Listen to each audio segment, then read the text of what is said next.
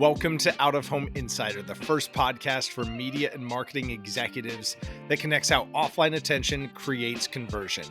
My name is Tim Rowe, and for the past 3 years, I've been interviewing guests about their unique experiences in bridging this misunderstood and undervalued opportunity for brands to create alchemy in the real world. Today's guest is Chris Grosso.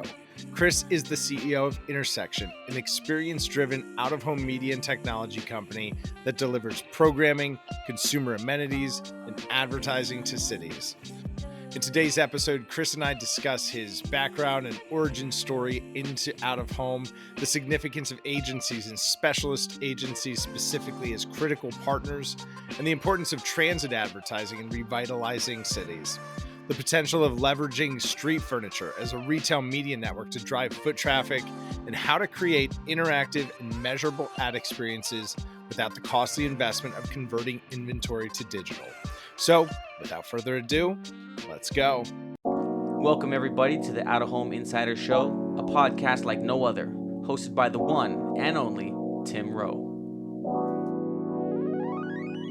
Get ready to have some knowledge dropped on you and to be entertained, because nothing's more valuable than food for your brain. So sit back, relax, we're about to dive in as the best industry podcast is about to begin. Chris Grosso, I'm excited to talk all things transit. We connected a few weeks back around the idea of transit ridership and how does that impact the value of transit inventory kind of at large as we see, now a few years post-COVID. What does post-COVID recovery look like for transit? And that's certainly something that I'm excited to talk about today, but can't thank you enough for being here.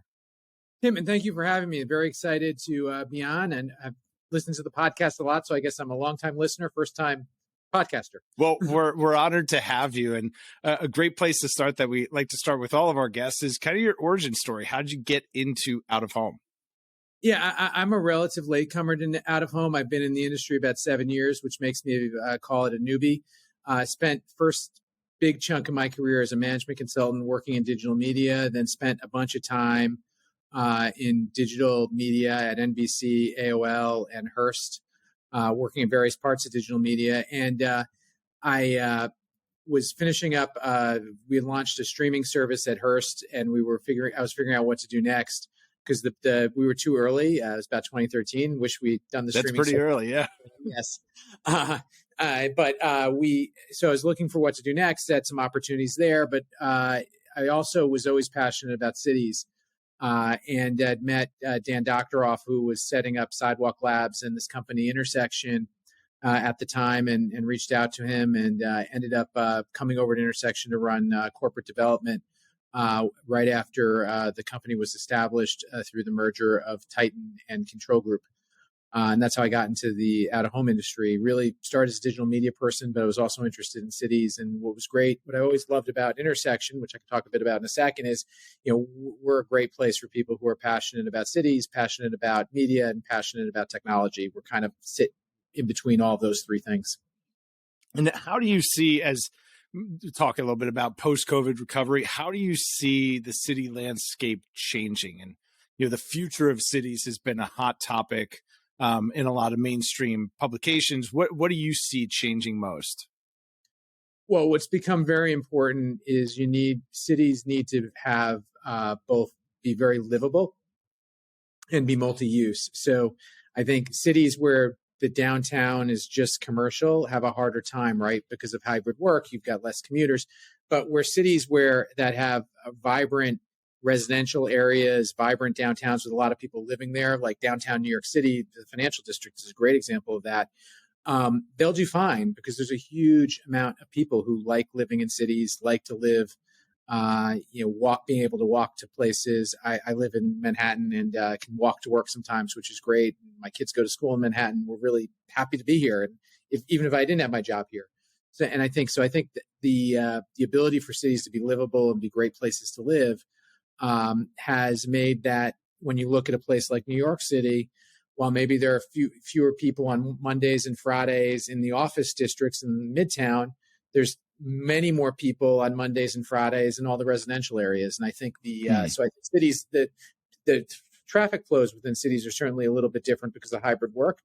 But the fact cities are alive and well, because I think there's millions and millions of people who love living here, and cities that can have lots of activities and reasons for people to be in the downtown area, and going out to shows and going out to bars and restaurants and that kind of thing are doing really well. And we're seeing that in places like New York or Philadelphia or Chicago. There's just a lot of activity in these cities beyond just work. And people are coming back to work, but they may be coming back 3 days a week, and that's okay if there's a lot of other stuff to do. And being in the business, we see transit advertising, we see out-of-home advertising, and we appreciate it because we're all so enthusiastic about out-of-home. But transit specifically plays kind of an unsung role in the partnership between public and private entities within a city, and being able to provide access to a common good, that being transit, as a form of transportation. How important is transit advertising from that sense for rebooting cities and playing that role? It's huge in a couple of ways, and transit's a bit of a misnomer for a lot of these contracts, but cities need amenities, and in many cases, these amenities are things like a bus shelter, street furniture program, or the LinkNYC program that we built in New York with Wi-Fi kiosks and cell phone charging and real-time information. Cities need these amenities, and they have no real way, they don't have the expertise or the financing way to pay for them. So when you can put together a public-private partnership to bring assets to street level, like a bus shelter or like a Wi-Fi kiosk, that allows the city to get the infrastructure and the support that it needs and the tools that it needs, and doesn't have to put money out. It may not have the expertise to do that kind of work. So, we've had a lot of success at Intersection. We're really focused on bringing consumer amenities, content, and data-driven advertising to big center cities. In many cases, that's through a partnership with the city to bring an amenity that the city might not otherwise be able to get. And so Intersection's really built a strong business doing that.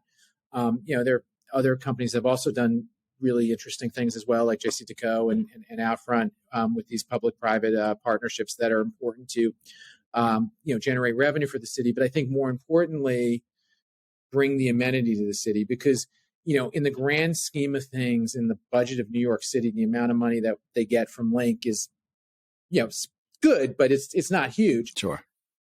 But they would never be able to put the Wi-Fi kiosks up, or or never get the bus shelters up. And in transit, so that's the deals we do with cities. We also work a lot with transit authorities, and the transit authorities, frequently they like the revenue because they need it. It's a source of alternative revenue on top of Farebox, and they need to figure out how to have a diversified revenue stream to support the transit authority.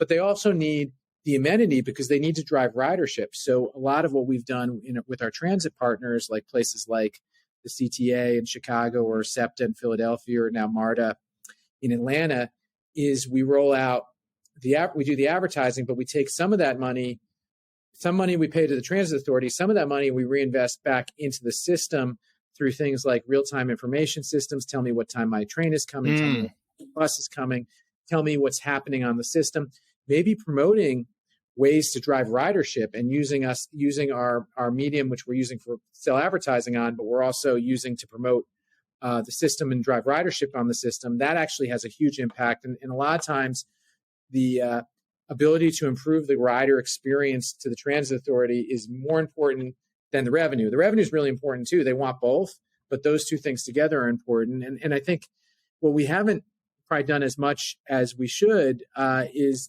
advertisers, not only are they getting the benefit of reaching this great audience and driving their business, but they're also aligning themselves with, supporting these government entities that need their support. And, we've done a lot of that as well, where, we've had brands, adopt stations in places like New Jersey Transit or Philadelphia that have long-term deals that can help, finance the stations, but also build their brands as in a socially responsible way. And that really segues nicely into one of the core themes of our initial conversation around the context of transit advertising. That could be everything from a bus interior to a transit shelter to a Link kiosk. There's a lot of different formats available to us in that toolbox. How do you think of advertisers using transit advertising to create the most engagement in that contextual moment? Well, a lot of what we can drive is location. So particularly, again, around the street furniture programs that are done where you have bus shelters or kiosks that are really at street, or urban panels that are really at street level, we can hyper target individual locations so you can reach audiences at the neighborhood. So that might be, if you're a quick service restaurant, putting a geofence around your restaurant and saying, hey, go to my restaurant to get chicken sandwiches over here because we're having a sale on chicken sandwiches, and that could run at 11 o'clock to 1 p.m., 11 a.m. to 1 p.m., and you go get lunch. I guarantee you, every time we've looked at the data on this stuff, you'll see foot traffic because people see, oh, yeah, I'll get a chicken sandwich for sale. Yeah, I'll go get a chicken sandwich. It's the right context. You're hitting people at the right time and the right location. So I think time and location is a very powerful tool for us. You can do that, in digital. And then you can also do that with some of the more traditional formats as well. So, we sell ads on the sides of buses. Those can go deep into neighborhoods, reach people in their neighborhoods. And that's another form of targeting. That's pretty effective way to target a mass audience in a neighborhood in a city. And how do you think about that from a company approach, even just holistically as an advertiser, as an advertising enthusiast, the digitization of inventory, taking what has traditionally been static, turning a lot of it into digital, plugging it into programmatic pipes? What do you have a thesis on it? Does Intersection have a thought to all of that? Yes. I think it's really important to digitize the right assets. And at the core, it has to have enough audience for the digitization to make sense. Because if you're going to put a digital sign somewhere, you got to bring power and you have to pay for the sign. So it's a lot of capital. And if you don't have enough audience going past that sign, you're never going to have the amount of ad impressions necessary to, make that pay off.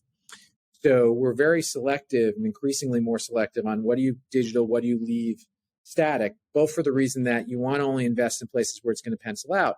But then importantly, what we found over the last few years, I got here, I thought everything should be digital. I was a digital media guy. I thought everything should be digital. But I realized the traditional static advertising is still very, very valuable for a lot of reasons. Some advertisers want 100% share of voice, and that's really important. Sometimes the art looks really good if it's printed properly. Sometimes you can do really cool things in static with props. All the advertising now with QR codes, what we found is QR codes are a lot more effective on a static sign than a digital sign because you got to get your phone out while it's there. Right.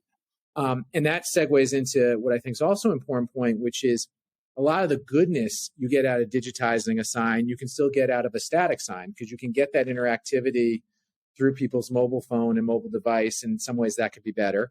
And a lot of the measurement techniques that we use, whether they be Geopath or cubic or Foursquare, because it's based on a digital device graph within the viewshed of the sign, that measurement and attribution doesn't matter whether it's digital or static. So effectively, what we're doing is taking our digital technologies and overlaying it on the static inventory. So you get a lot of that goodness you'd want out of digital without having to actually put up the capital to do the digital, because those two things are separate. And that was a realization that took me a couple of years to sort of think about, because when you come out of this from digital, you think it's all about the digital screen.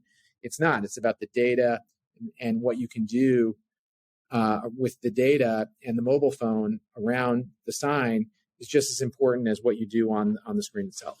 It's really interesting, and thinking about that through a buy side perspective, it's so hard to keep up with who's doing what and who's got what and what are the methodologies and what's the technology available. And that's something where at ODN, I'm personally super grateful for our friend Justin Litt and the opportunity to collaborate with partners who know their inventory so intimately, know the capabilities so intimately. What's your take on collaboration? Is it something that there's an even greater opportunity for? Maybe what's the right way to go about it? How do you think about collaboration? Well, I think the the agencies, particularly the specialist agencies, are critical partners in making this all work, because historically out of home's been very fragmented, and the ability for the agency to help the client navigate these different formats is really important. So I think, the channel partnerships we have with our, agency partners is crucial to getting that right. And thanks for the compliment for Justin. He's great. Shout out, Justin. Yeah.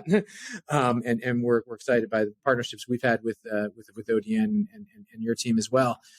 But I do think that need for the ecosystem to work together is important, because, if you look at out of home, we're a $9 billion-ish industry in the United States media. We're not that big compared to the rest of the industry. So to get the attention and being able to get the budgets that we want to be able to get, which we think we deserve, given the value of the inventory that we can bring, none of us, not even the biggest out-of-home companies, have enough oomph to be able to have the conversations with the huge advertisers in the way that a Google or a Facebook can do, or even the big TV networks. We're not a big industry, right? So we need to band together to be able to, get the types of budgets that we all want to get. I mean, you look at the Geopath numbers, the amount of impressions in out of home. We're a $9 billion, $10 billion industry in the United States. We should be a $20 billion industry, but we're not going to get there. All of us working together, all of us working separately. We got to work together. It's kind of, it's kind of like the ancient Greeks, like all the city states got to work together to We're a fragmented industry, and none of us are that big. Even the big guys we see as big guys aren't that big in the grand scheme of the media business. It's a great point, and a good dovetail into this question of what would you like to see more of from the industry? I think we got to do a better job, and we're doing a better job on measurement and standards.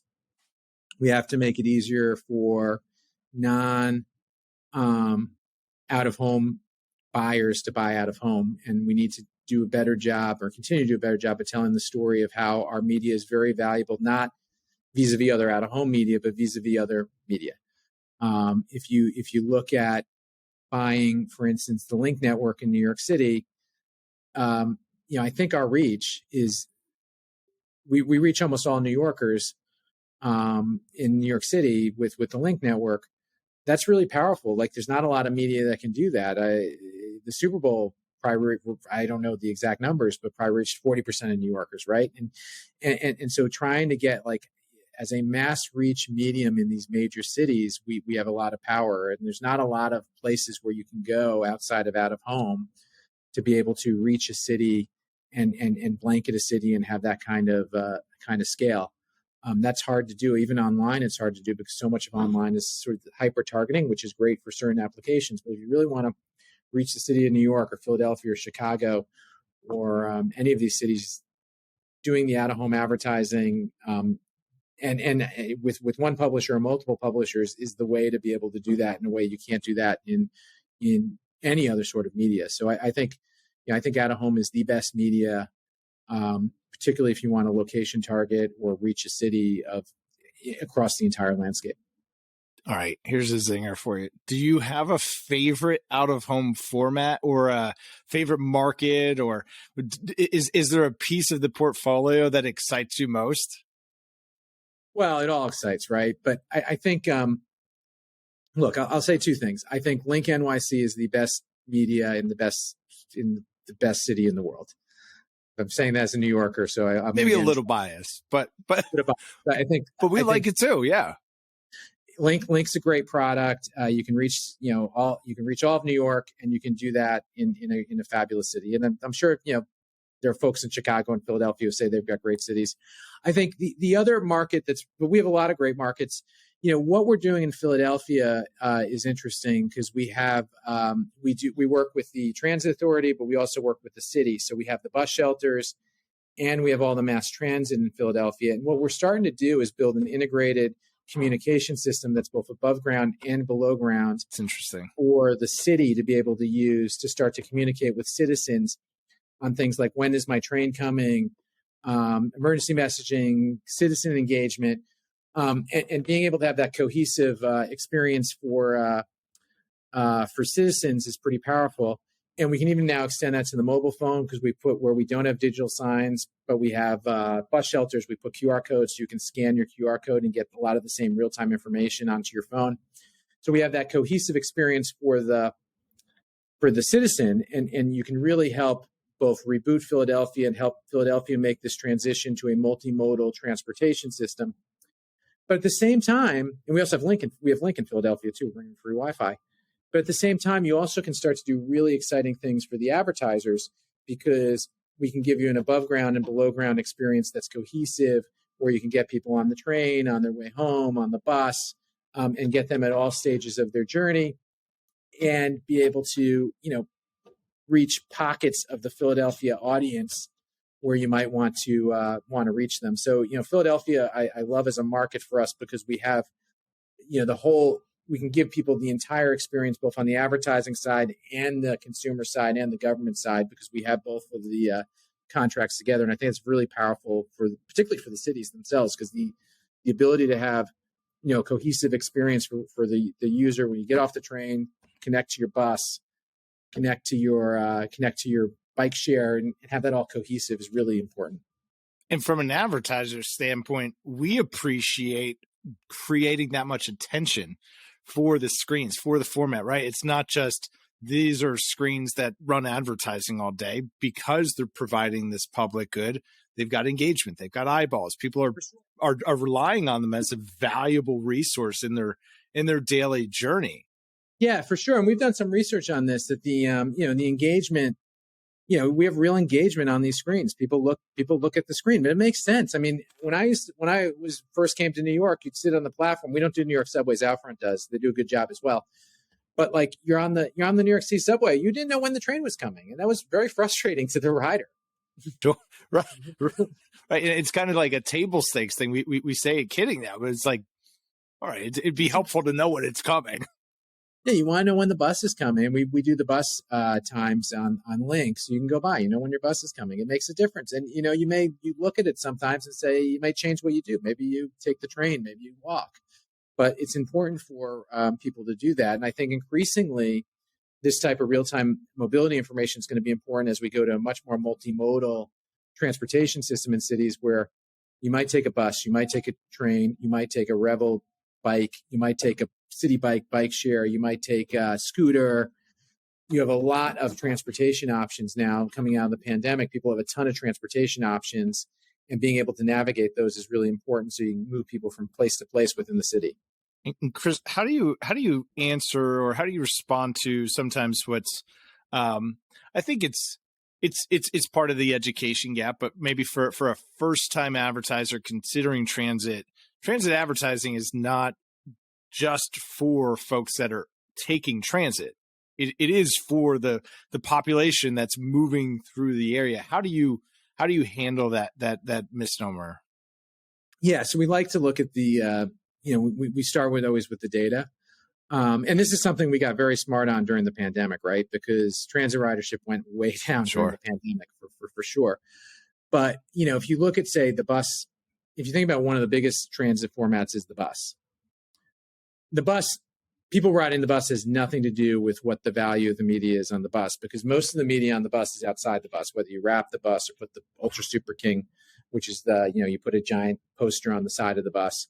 These are huge ads. They go around the city and people see them in their cars, and they see them when they're walking by. So you start with that data and you say, wow, one of these buses is reaching, hundreds of thousands of people on its month-long journey around the city. So it's, got more reach than, say, a billboard. But you need to have that data to be able to tell that story. So one of the things we did was working with a company called Street Metrics. Not only do we have the geopath numbers for these buses, but what Street Metrics does is they have all the transit authorities give out the GPS on the bus. So you can take that GPS data and map it against your device graph and understand a panel of actually who's seen the ads on the sides of the bus. And that allows us to start talking about what the as delivered impressions would be, because we can track where the bus went. We can track who saw, not individually, but in a privacy friendly way, a panel of that you can start to extrapolate how many people actually saw the ad, and even look at what post behaviors were on some of those people who saw the ads, which could be foot traffic attribution or what they did on the web. And lo and behold, when we ran these studies, we found there's a massively effective form of advertising because it's extremely cost effective, and people see the bus ads on the side of the bus, and they go do something after they see the ad. And with data.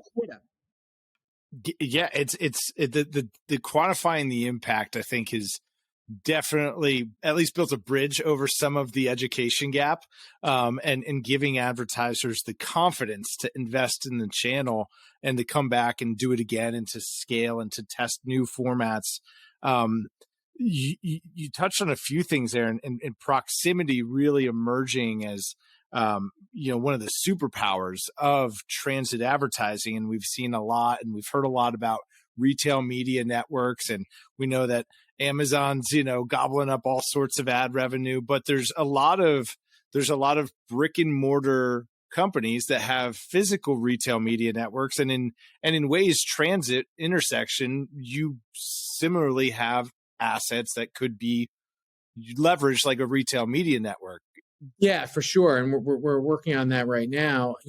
Street furniture in particular is well suited to this because you have literally signs. I have a link outside my local grocery store that I walk by whenever I got to get milk or eggs. And I say, like, why isn't the CPG company have a big ad there, or the supermarket have the circular on the link to get me to go in? I have no doubt that would drive incremental traffic. So these signs right outside stores, and Link, we've looked at this. We've left 400 signs within 250 feet of drugstores. Wow. We've got 200 signs within 250 feet of a Target. Those signs are really valuable inventory for if you're a CPG or the retailer itself to be able to use that to drive foot traffic. We just got to connect the dots around the data and find the right buyers and sellers to do it. But I feel in my bones that's a big opportunity for us, but it's also a big opportunity for anyone who has a street furniture network. There's other people who run street furniture networks in other cities. And I think as an industry, that's one where, again, if we can come together as an industry, we could unlock a lot of value both for the marketers, the retailers, and ourselves, because I can do this. I can do this at scale in like probably 4 or 5 cities, or intersection can. But if you start, Deco and others can probably do 3 or 4 cities as well, and then all of a sudden you get, if you can come together, you can do a lot of cities at once. And that's why I think that's an area where, again, the industries or the agencies can help drive as well, because the agencies have that ability to cobble together, multiple publishers. It's definitely exciting. We hear it from advertisers. They're excited about it. They're excited about seeing more of the, location intelligence data that's specifically tied to, their store and what's close by, the audiences that go to that store, how they move through the buyer's journey, and just continue to see in these types of environments how appropriate and how perfectly suited transit is. We were working on something the other day for a QSR.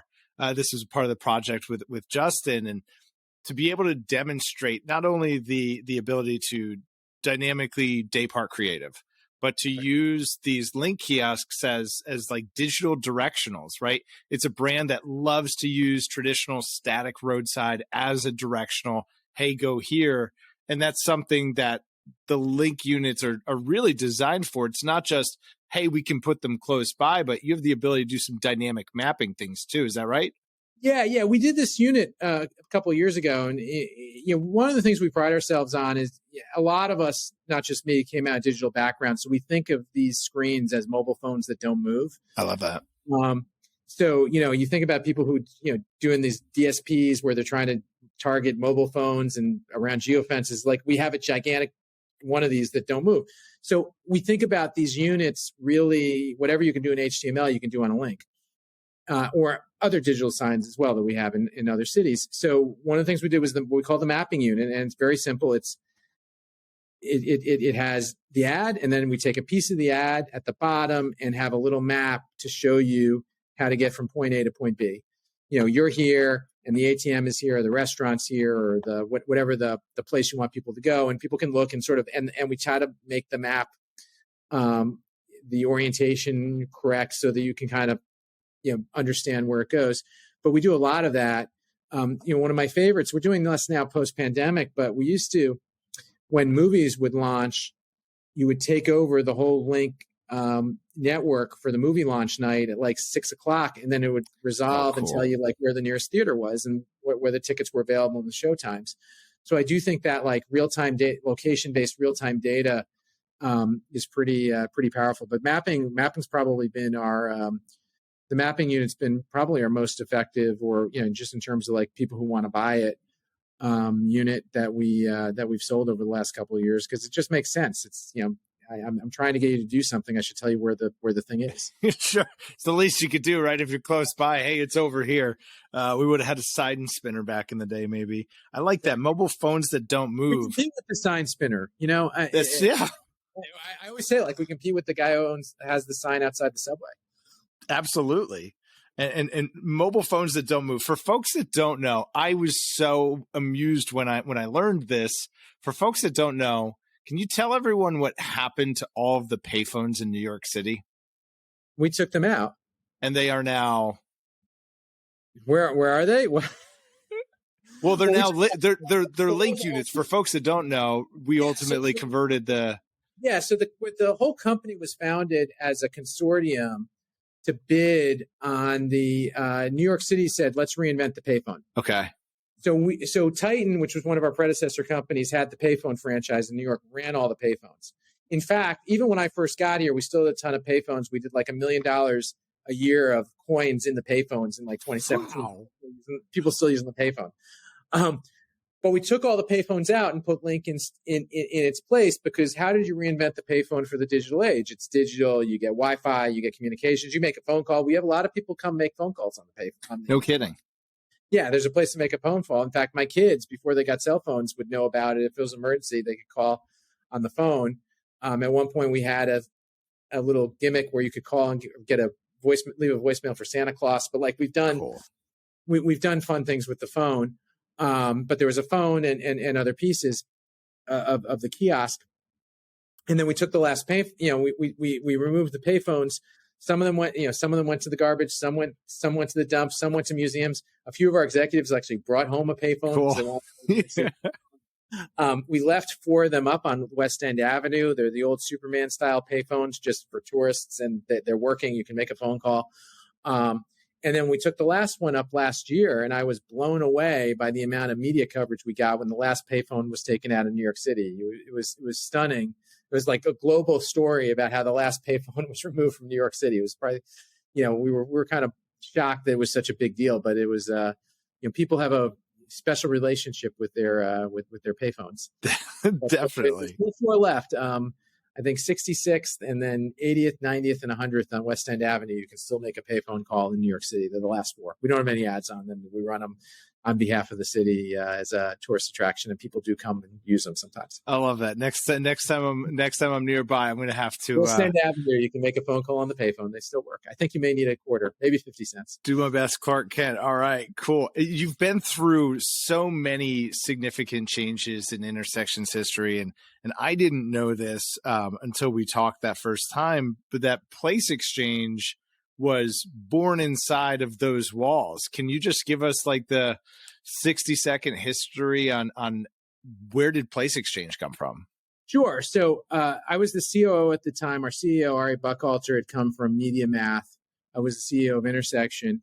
And we were looking for how do we plug our digital signage networks into the omni-channel DSPs. And Ari had come from that world. He had built Media Math DSP. So we built out our own set of tools to connect our screens to Trade Desk and Media Math and all the DSPs. And what we found is it was great. I mean, we did well, but we looked at it and we said, hey, we should be doing this for everybody. Like, it doesn't make sense to just do this for Intersection. So we started integrating all the other publishers.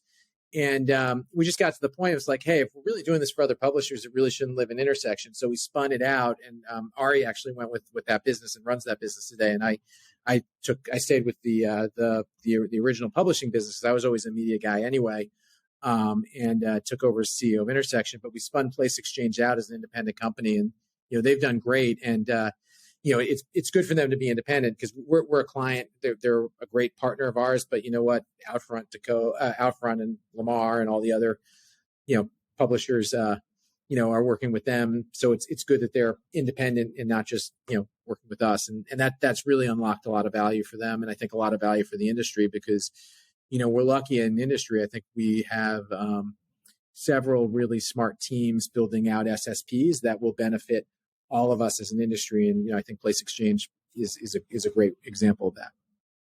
Chris, last question for anyone that might be listening, thinking about their own career. We've had so many amazing guests, and it's a question that I am making a more focused effort to ask going forward. What advice do you have somebody that's maybe either starting out in their career or, moving into that middle phase of their career and really deciding like, all right, I want to raise my game. I want to get to the highest level possible. What advice would you give them? I think I'd say pick a major and commit, meaning build a set of expertise around an industry or a function and get really, really good at that, because I think that level of commitment's important. And what I've also found is sticking it out at a company a bit longer than you think is good as opposed to moving, because I think when you stick at a company for a while, you build a lot of institutional knowledge and opportunities. If it's the right company and it's a company of enough scale, oftentimes opportunities will present themselves in the company if you're there, and being at the right place in the right time is a really key piece of that. And you're much more likely to be at the right place at the right time if you stick at a place and have a track record. So I think sticking at a place and having a track record, I mean, obviously you have to make career moves at times, and that, no one's going to work at the same place for 20 years anymore, but, spending a decent chunk of time will create those opportunities. But then I also think you got to commit, you got to pick a major at some point. It's very hard. Trying to be a generalist is going to be increasingly hard, and you have to be, good at something. It could be a function, it could be an industry, but it's always better to be good at something as opposed to, jack of all trades. Amen. Couldn't think of a better place than it. We set out with an ambitious roadmap today. We wanted to talk about a lot of things. I think we got them all, Chris. I think so. Anything you want to add? No, this has been great. I really appreciate it. A lot of fun. And thank you so much for having me on your show. Thank you so much for being here. And if you found this to be helpful, please share it with somebody who could benefit. As always, make sure to smash that subscribe button. That's how you help the podcast grow. And we'll see y'all next time. Quarter century, I finally came to my senses. I finally got my hand up on the tinted Benz, kid. I see the world clear through my tinted lenses. With the dream and the drive, the possibilities endless. Now print that, send this all the way to Tokyo. Take a trip down south, down to Mexico. Next stop, Shanghai, the world-class trade show. First class all the way, cause that's how we roll. Yeah, call us the rock star businessman. Rockin' shows we handle business, man. We got our own future in the palm of our hands, cause divided we fall and together we stand. Old friends trip when they see the new.